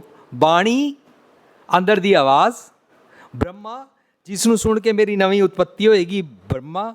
ਵੇਦ, ਜਿਸ ਅੰਦਰ ਦੀ ਆਵਾਜ਼ ਦੇ ਸੱਚ ਨੂੰ ਸੁਣ ਕੇ ਪਾਪ ਤਜਾਇਆ ਬਲਰਾਮ ਜੀਓ, ਉਹ ਦ੍ਰਿੜ ਕਰਾਇਆ ਜਾ ਰਿਹਾ। ਰੱਬ ਨਾਲ ਪਹਿਲੀ ਰਾਹ ਚਾਲੂ ਹੋ ਰਹੀ। ਇਹ ਗੁਰਮਤ ਦੇ ਕੌਨਸੈਪਟ ਅਨੁਸਾਰ ਬਾਣੀ ਕੀ ਹੁੰਦਾ, ਵੇਦ ਕੀ ਹੁੰਦਾ, ਬ੍ਰਹਮਾ ਕੀ ਹੁੰਦਾ। ਸੋ ਕਹਿੰਦੇ ਹਨ ਜਿੱਥੇ ਨਿਜ ਘਰ ਦੀ ਮੱਤ, ਜਿੱਥੋਂ ਨਿਜ ਘਰ ਦੀ ਮੱਤ ਆਉਂਦੀ ਹੈ ਉਹਨੂੰ ਵੇਦ ਕਹਿੰਦੇ ਨੇ। ਬਟ ਸੋਰਸ ਨਿਜ ਘਰ ਵੱਡਾ ਹੈ। ਸੋਰਸ ਕੀ ਹੈ? ਰੱਬ ਜੀ। ਸੋਰਸ ਕੀ ਹੈ? ਸਤਿਗੁਰ। ਰੱਬ ਜੀ ਵਸਦੇ ਕਿੱਥੇ ਨੇ? ਮੇਰੇ ਅੰਦਰ। ਇਹਦਾ ਮਤਲਬ ਸਾਡੇ ਔਰ ਰੱਬ ਜੀ ਦੇ ਵਿਚਕਾਰ ਕੋਈ ਮਿਡਲਮੈਨ ਨਹੀਂ ਹੁੰਦਾ। ਜੋ ਲੋਕੀ ਸਰੀਰਕ ਗੁਰੂ ਦੇ ਚੱਕਰਾਂ 'ਚ ਫਸ ਜਾਂਦੇ ਨੇ ਉਹਨਾਂ ਨੂੰ ਇਹ ਗੱਲ ਕਲੀਅਰ ਨਹੀਂ ਹੈ। ਜੋ ਲੋਕੀ ਤੀਰਥਾਂ ਦੇ ਚੱਕਰ 'ਚ ਫਸ ਜਾਂਦੇ ਨੇ ਉਹ ਤੀਰਥਾਂ 'ਤੇ ਜਾਂਦੇ ਰਹਿੰਦੇ ਨੇ ਪਰ ਰੱਬ ਨੂੰ ਬਿਲੀਵ ਹੀ ਨਹੀਂ ਕਰ ਪਾਉਂਦੇ। गुरबाणी कहती है उहाँ तो जाइए जो यहाँ ना हो, ये भगवान यहाँ भी है। और यहाँ का मतलब क्या है? हाथ पैर नेरे। हाथ पैर नेरे का मतलब की है? मेरे इस हाथ तो भी पहला मेरे अंदर है। हाथ दे नेड़े है, मेरे नेड़े है, मेरे अंदर ही वसदा है।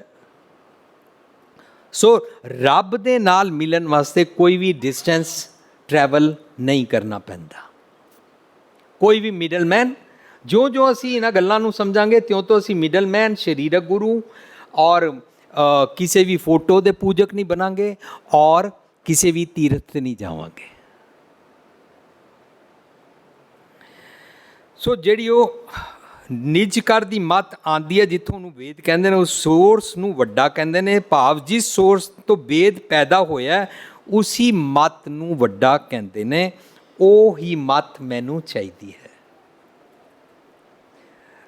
आंसर निकलिया ब्रह्मा बढ़ा के जास पाया, वेद बढ़ा के जहाँ ते आया। ਇਹਦਾ मतलब जिथों आया है। कित्थों आया है? जिथे रब जी वसदे ने। रब जी कित्थे वसदे ने? मेरे अंदर वसदे ने।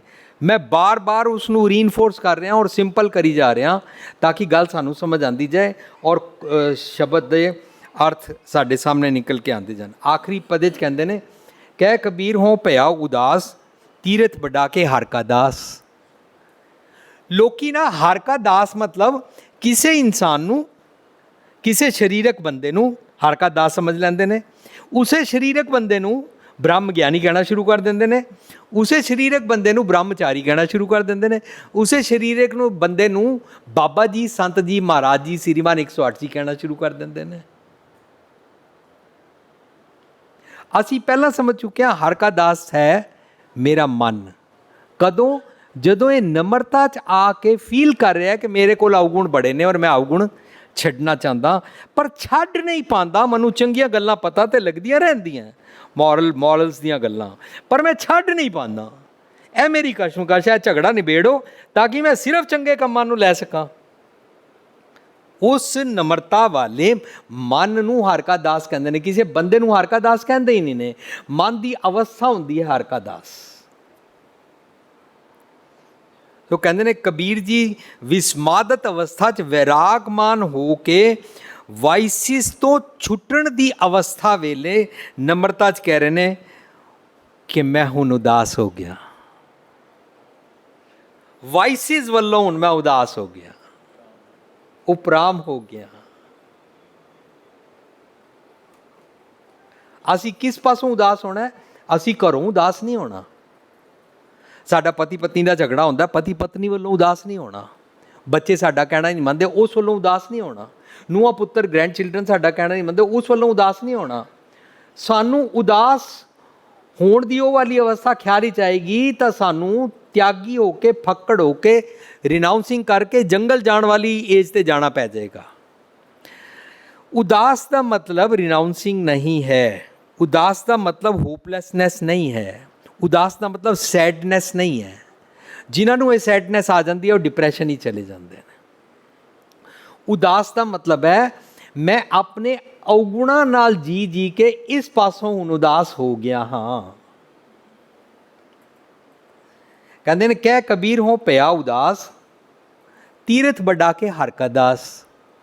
ਹੁਣ ਕਹਿੰਦੇ ਨੇ ਕਬੀਰ ਜੀ ਵਿਸਮਾਦਤ ਵੈਰਾਗਮਈ ਅਵਸਥਾ 'ਚ ਵਾਈਸਿਸ ਨੂੰ ਛੱਡਣ ਦੀ ਇਸ ਅਵਸਥਾ 'ਚ ਉੱਤਰ ਮਿਲਿਆ ਕਿ ਸਤਿਗੁਰ ਕੀ ਜਿਸਨੂੰ ਮਤ ਆਵੇ ਸੋ ਸਤਿਗੁਰ ਮਾਏ ਸਮਾਨਾ।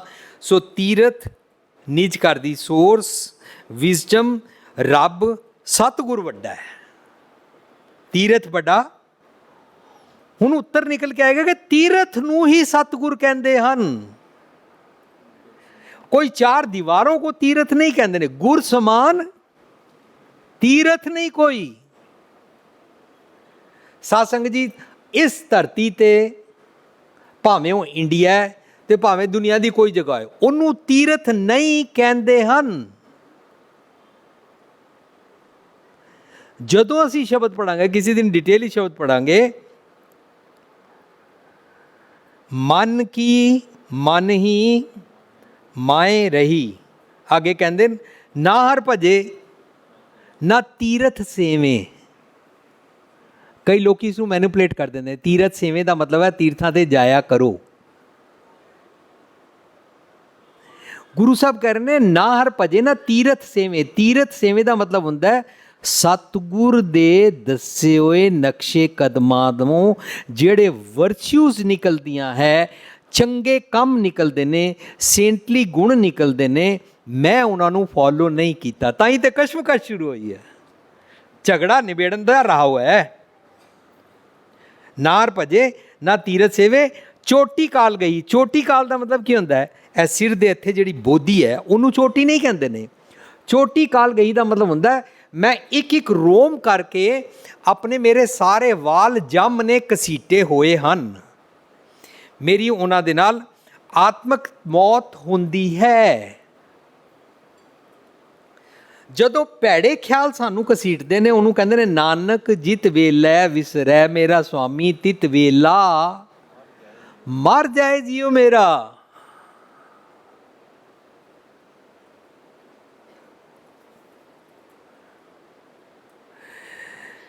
जदों असी इन्हां गल्लां दी विचार करनियां शुरू करते हैं तो पता लगता है ज्यों ही मंदे कम्मां दे ख्यालां दी आदतां और फुरनियां नूं मैं अडॉप्ट करदा हाँ, उसी वेले आत्मक तौर ते मर जांदा हाँ।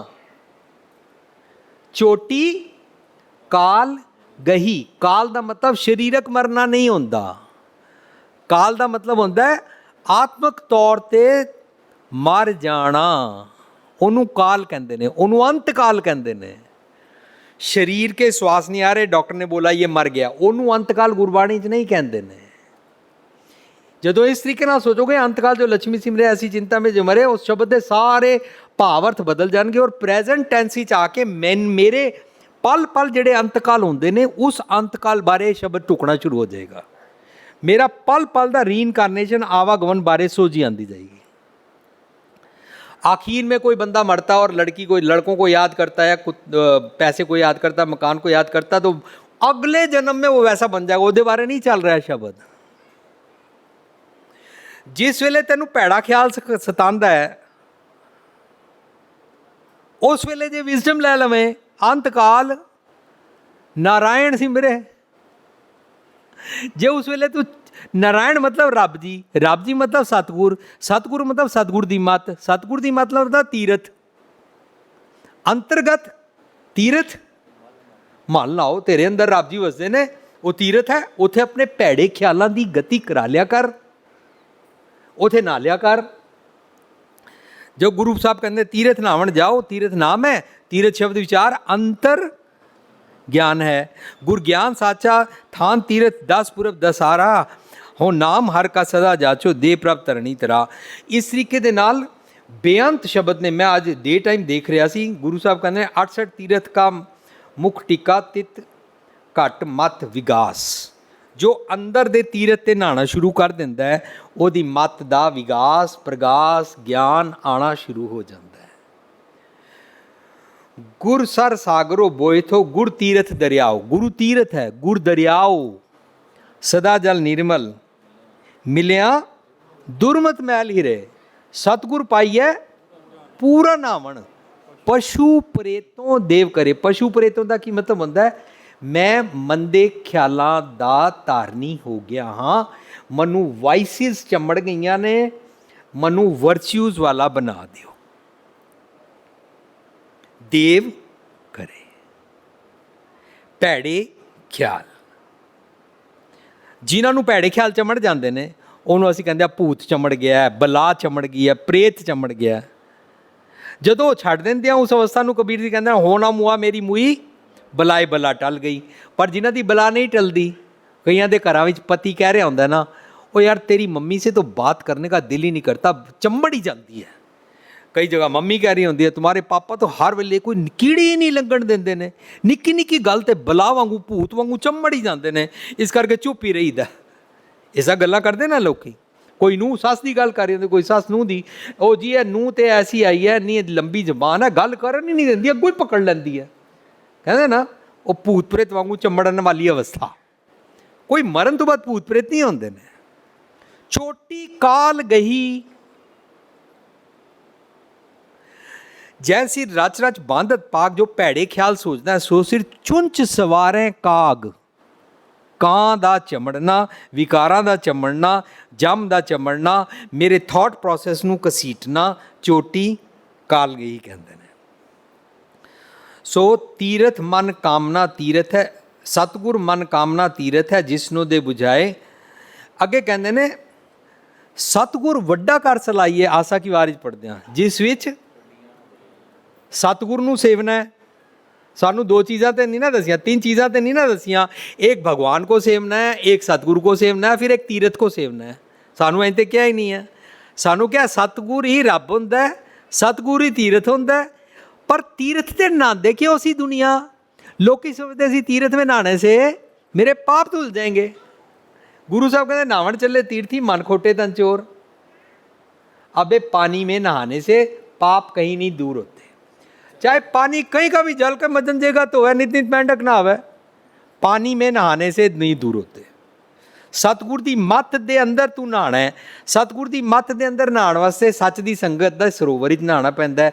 सच दी संगत दे सरोवर नूं रामदास सरोवर कहंदे ने। राम दे दासां दा, सच दी संगत दा, चंगे गुणां दा, वर्च्यूज़ दा सरोवर, रामदास सरोवर नाते सब उतरे पाप कमाते। भैड़े ख्याल चले जाते हैं, भैड़ियां आदत छुट जांदियां, झगड़ा कशमकश खत्म। ऐ नहीं ना सप्रेस नहीं ना करना पैंदा, मैं भैड़ नहीं करना, मैं निंदा नहीं करनी, मैं झूठ नहीं बोलना, मैं क्रोध नहीं करना, हाय हाय मैं शराब नहीं पीनी, ऐ नहीं करना पैंदा।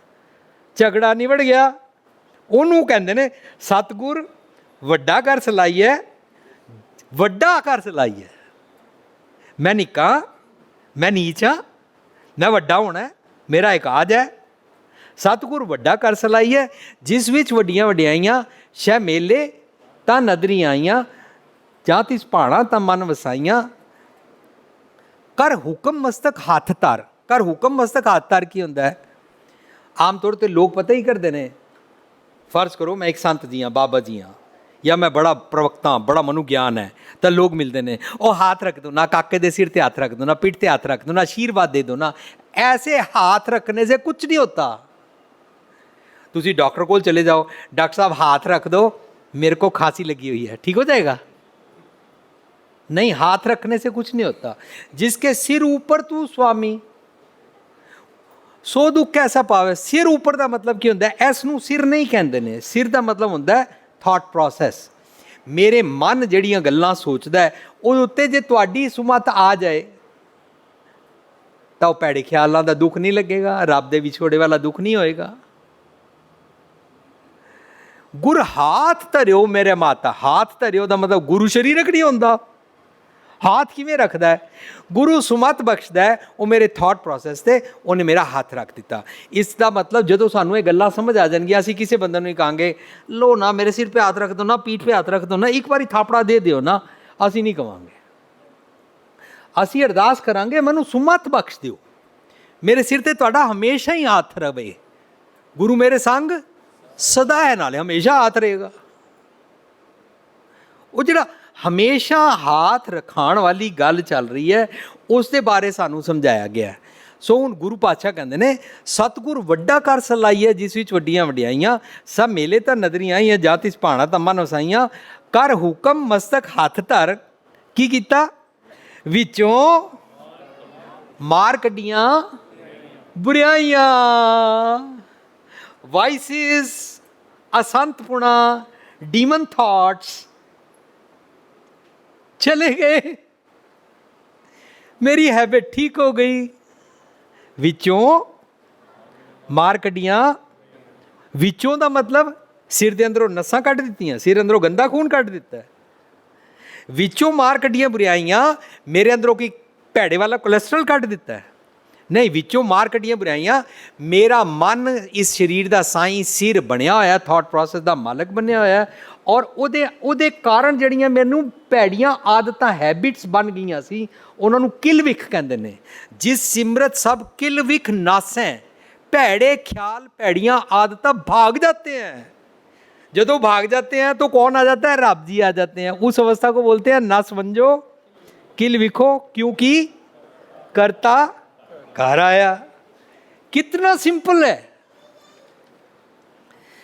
सो कबीर जी विस्मादत अवस्था च वैरागमान होके वाइसिस वालों उपराम होके कहते ने सतगुर दी जिसनों मत आंदी है, वो सतगुर तीरथ निज कर सोर्स, विजडम रब सतगुर वड्डे अगे हर का दास बन के समर्पण कर दिंदा है और वड्डा हो जाता है।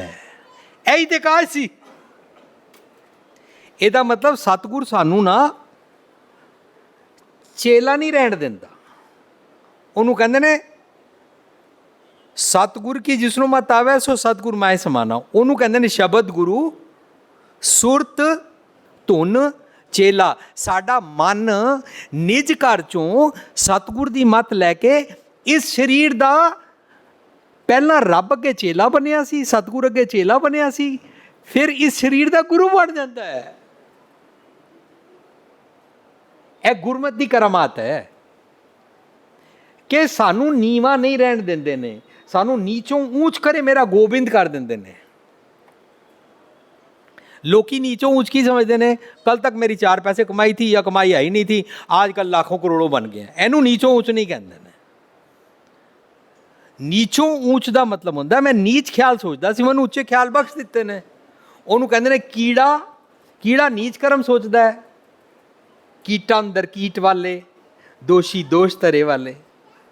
नीच कर्मा वाले नू कीटा अंदर कीट वाले नू कीड़ा थाप दे पातशाही कर देंदे ने, वड्डा बना देंदे ने सानू। जिन्हां नू वड्डा बनन दा शौक है वो आके अपनी मत नू सरेंडर करते हैं। फुੱਲ नहीं झाड़ते ने, पैसे नहीं झाड़ते ने, घूम के परफ्यूम नहीं छिड़कते ने, उत्थे जाके रुमाला चुक के थल्लों देखते नहीं ने। वो खड़े होके बस चौर कर ली और अपनी शैतानियत नाल रखी, इंज नहीं करते ने। कहते ने मैनू तुहाडे वाली मत चाहिदी है, मैं तुहाडे वांगू वड्डा बनना चाहता, मैनू मेरा अंदर दा नेचर राज चाहिदा है। किस उद्यम ते राज मिले सतगुरु शत्रु ते सब होए पुनीता।